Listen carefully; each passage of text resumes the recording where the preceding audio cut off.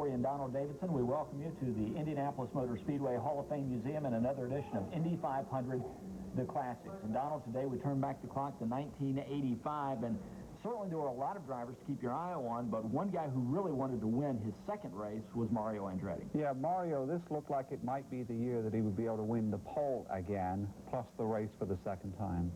But in qualifications, there was an upset, as ever.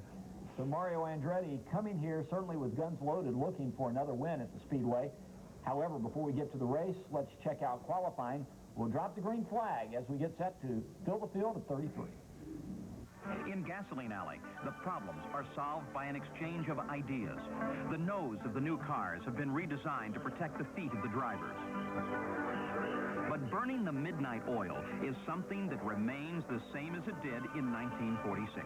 The tools of the trade and the knowledge to use them are essential, for it takes more than 2,000 bolts, nuts, washers, cotter pins, and assorted hardware to hold today's speed creations together.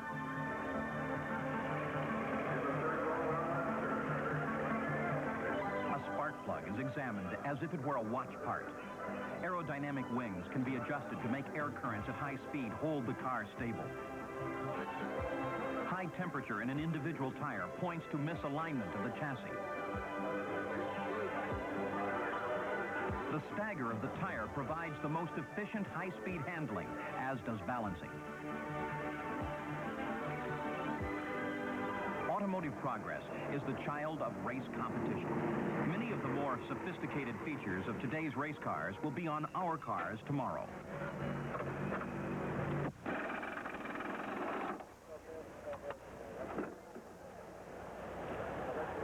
This tire off of Danny Sullivan's car appears to be massive and heavy and strong. Well, it is somewhat massive, and it is very definitely strong, but it's lightweight. It only weighs 29 pounds. Now, the reason it's so light is because the wheel is made of exotic lightweight materials, and the tire is extremely thin, unlike the tire on a passenger car. It's thin so it dissipates the heat of running at 200 miles an hour. And these Goodyear tires are designed to run at 200 for over 500 miles.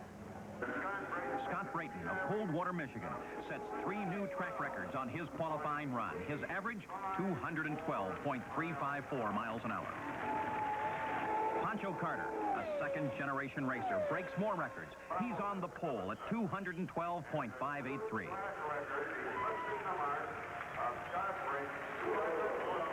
Emerson Fittipaldi is from Sao Paulo, Brazil.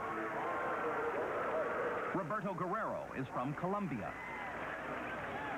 Arie Luijendijk from Holland. Mario Andretti, Italy. And A.J. Foyt is from Texas. Al Unser puts one Penske team car in the race. Bobby Rahal, 211.818. Al Unser Jr., 209.215.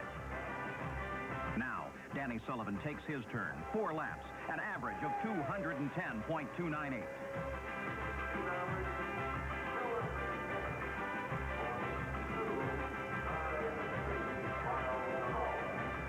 The third Penske car, Rick Mears, 209.796.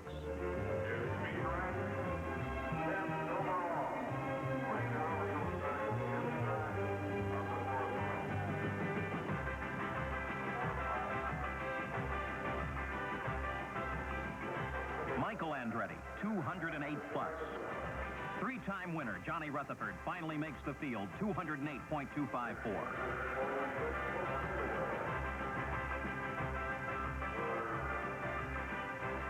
Dick Simon makes the race.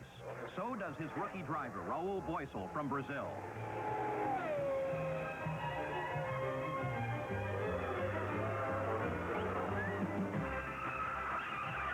For every success story, there is a disappointment. Expensive machinery turned to junk and frustrated drivers.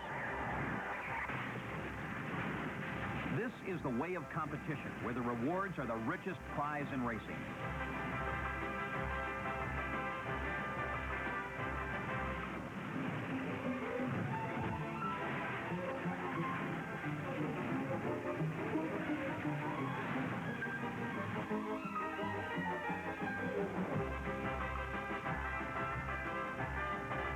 a tradition now. Before the race, the pool winner goes for a ride in the Goodyear blimp.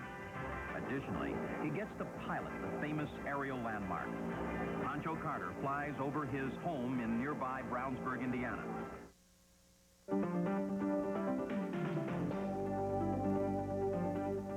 So, Donald, a surprise indeed. Pancho Carter is on the pole and kind of a throwback to days gone by. Pancho Carter, who had grown up on the USAC circuit running the dirt midgets and sprints. Oh, yeah, more than that. He went to school in Speedway and used to hear the cars running when he was in grade school.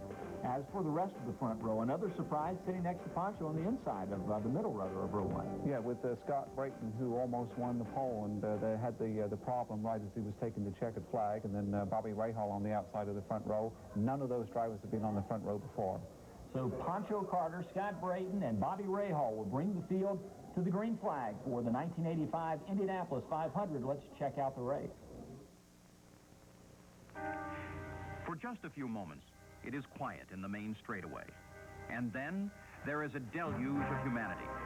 They're coming to see the 69th running of the greatest spectacle in auto racing.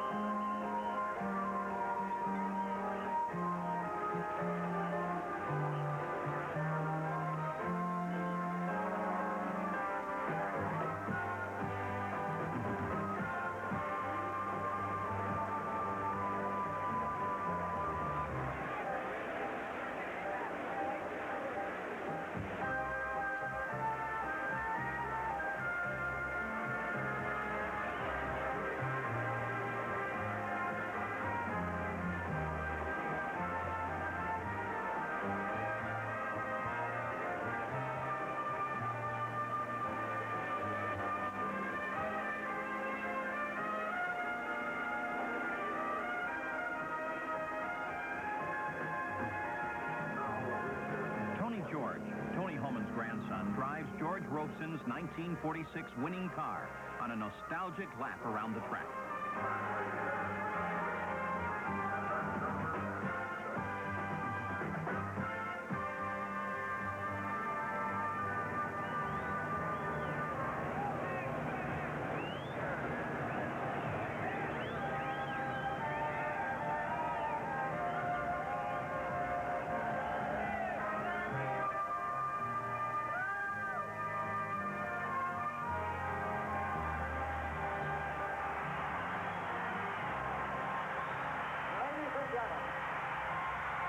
The moment we've all been eagerly awaiting. It is that time, and here to give the traditional command is the chairman of the board of the Indianapolis Motor Speedway, Mr. Tony Homan.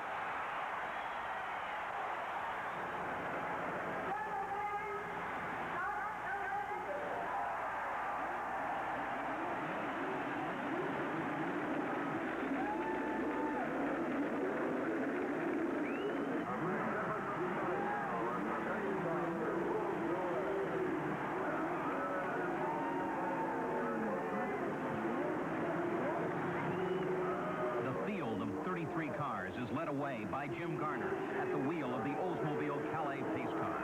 All engines are started. The day is bright and warm with no possibility of rain.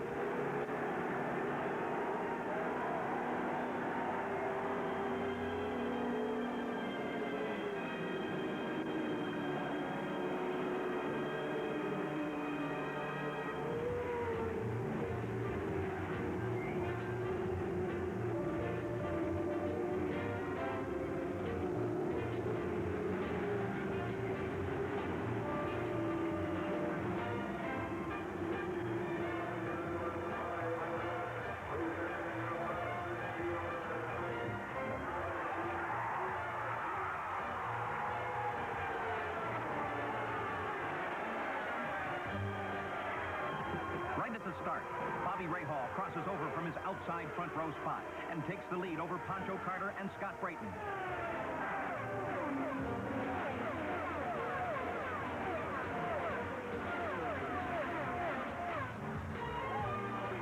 Rahal dominates the race completely for the first 14 laps, with Mario Andretti, Scott Brayton, and Emerson Fittipaldi behind.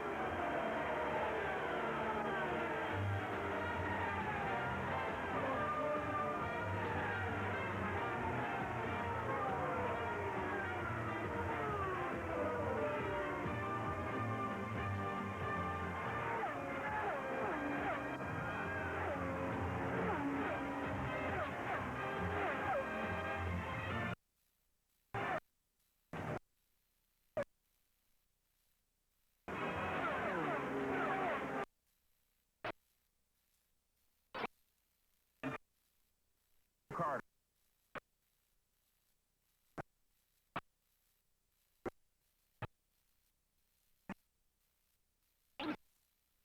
Run to nothing. It's Rahal. Then Brayton has an engine failure. Now the first two cars on the front row are out. Now Andretti leads with Rahal second. Al Unser is followed by Danny Sullivan.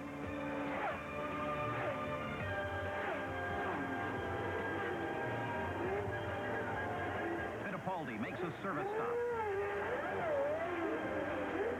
Bobby Rahal stops for fuel only.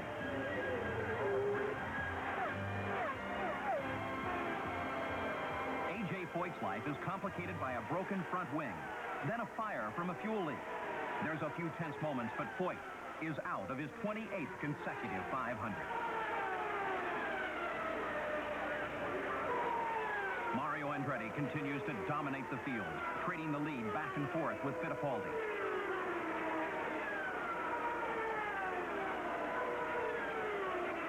Bobby Rahal is out with mechanical problems after a brilliant run for the checkered flag.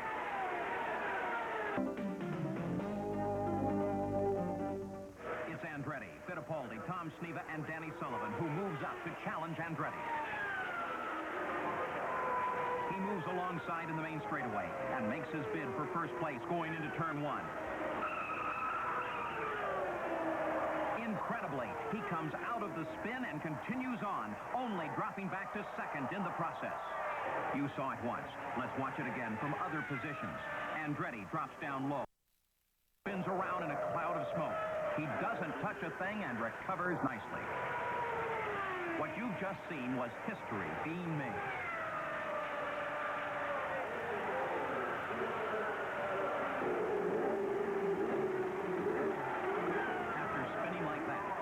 Sullivan's tires have flat spots, so he comes in for service. Believe it or not, the Penske crew changed 4 tires and added fuel all in 19 seconds.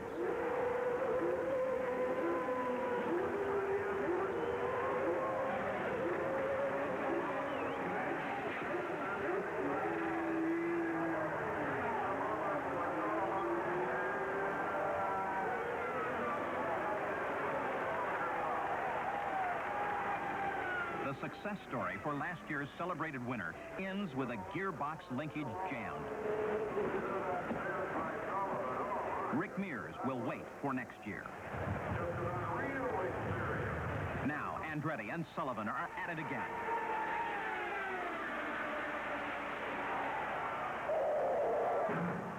Suddenly, it's Rich Vogler into the wall. Tom Sneva also spins and visits the wall. There's a big mess to clean up, and the race is slow. Andretti, with Sullivan glued to his rearview mirror. The close duel continues until Sullivan makes his move again on the 140th lap. Time, there are no mistakes. Danny Sullivan follows his own pre-race script and stays just ahead of Andretti as the laps tick away into history.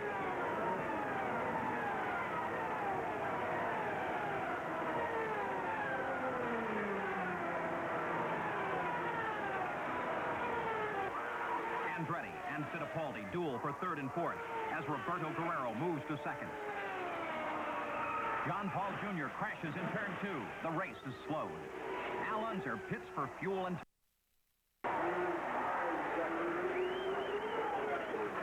Andretti makes his last pit stop. Sullivan is away in 16 seconds. Both he and Andretti will go the distance. Emerson Fittipaldi comes in. He's got an engine oil leak. Out of the race. Lap 188. Sullivan is running out. Comes to the 10-lap marker. Just 25 miles away from victory. Turn 3.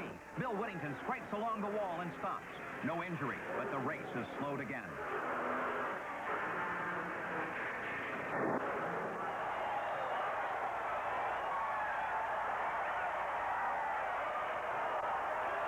When the green flag comes out on the 197th lap, the gap between Sullivan and Mario Andretti remains at just a couple of seconds.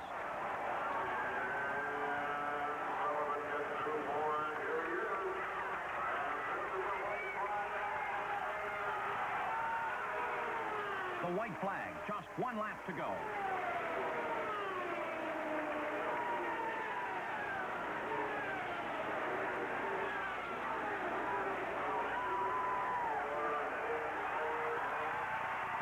And there's the checkered flag. Danny Sullivan crosses over that 3-foot strip of red bricks, which he sort of his own private brickyard.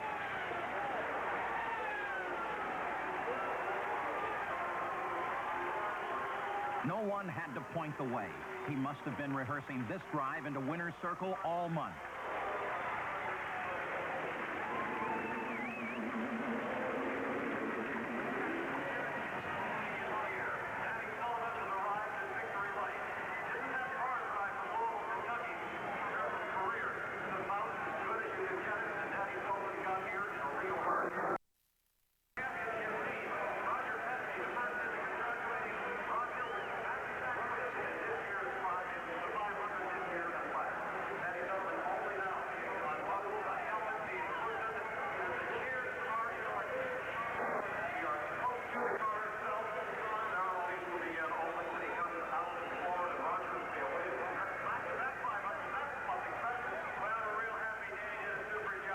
In just a moment of 36-year-old road racing competitor has become an instant celebrity.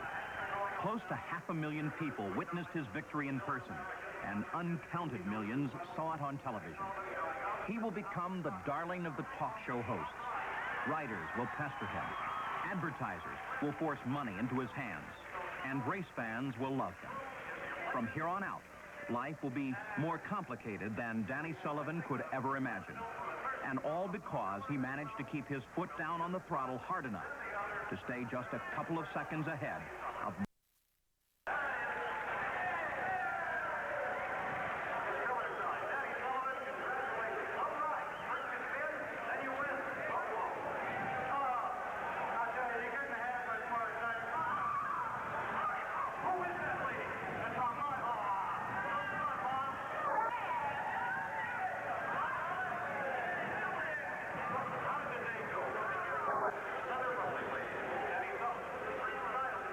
Andretti comes in. Second place is worth $290,000. Roberto Guerrero is third. That's worth $157,000. Al Unser is fourth. The celebration continues as Sullivan rides in his new Oldsmobile pace car. There will be a profusion of other gifts, but the prize he will cherish most is that 3-foot strip of bricks, which they call Sullivan's Brickyard.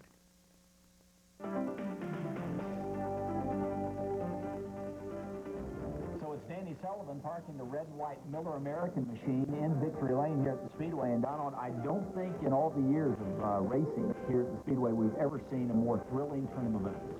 Certainly the spin and win, the spin itself, you just knew that that was a highlight that you were going to see time and time again. And veteran drivers to this day just cannot believe that Danny didn't tag the wall And the other amazing thing is that he was able to come in, make the pit stop, and the tires didn't even have a flat spot on them. You know, Mario Andretti's bad luck here had been chronicled over his entire career. Interesting to note that after he missed Sullivan on the spin, everyone figured he had won the race. Well, you know, he said he shut his eyes and just took evasive action, and then even on the final restart, I think most people thought, although Danny was leading, that Mario would be able to snooker him and take the win.